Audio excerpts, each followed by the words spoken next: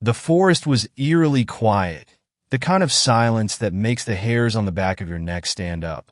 I'd been running for what felt like hours, weaving through the dense trees, my breath coming in ragged gasps.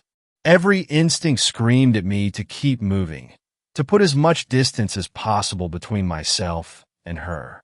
Her name was Alyria, or at least, that was what she had told me when we first met. Back then, she had seemed normal, albeit impossibly beautiful. Her eyes shimmered like molten gold, her movements graceful in a way that seemed almost otherworldly. I thought she was just someone extraordinary, an artist, maybe, or a model. I had no idea that she wasn't human.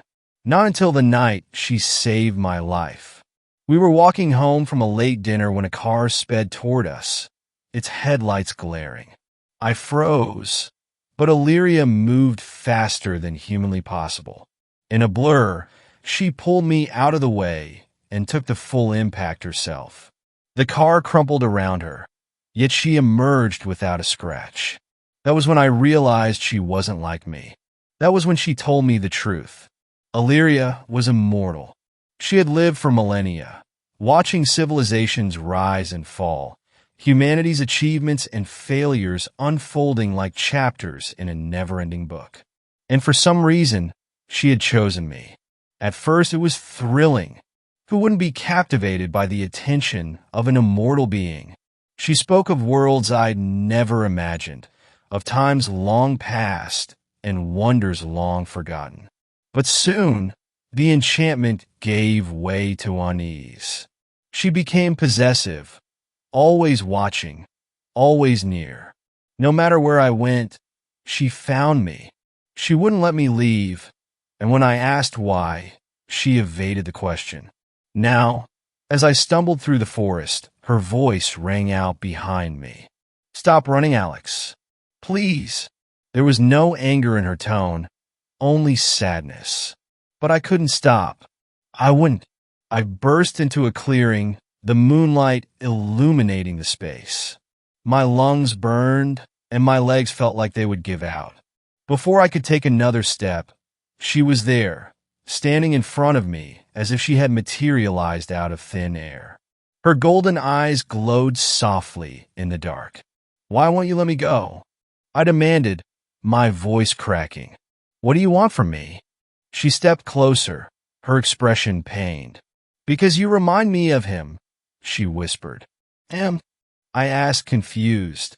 "The man I loved," she said, her voice barely audible. "Thousands of years ago, he was human like you, brave, kind, and stubborn. I thought I'd forgotten him, but then I met you, and it all came rushing back. You're not him, but you feel like him.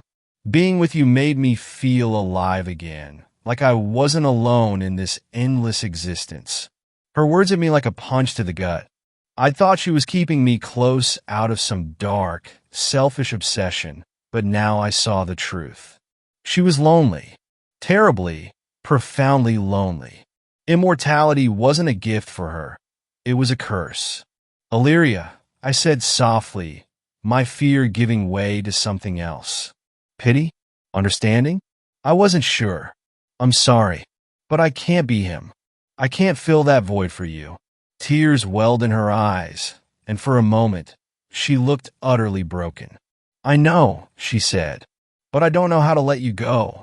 We stood there in silence, the forest around us holding its breath. Finally, I reached out and took her hand. Her skin was warm, almost too warm, like she was burning from within.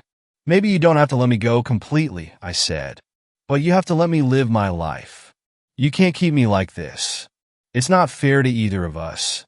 She looked down at our joined hands, her expression unreadable. Then she nodded, a single tear slipping down her cheek. "You're right," she said. "I'll let you go, Alex. But know this, I will always be watching over you. Not because I'm trying to keep you, but because I care." It wasn't the resolution I expected, but it was something. As I walked away, leaving her standing alone in the clearing, I felt a strange mix of emotions. Relief, sadness, and an odd sense of gratitude. She had let me go, but I knew this wasn't the end of our story. Not by a long shot.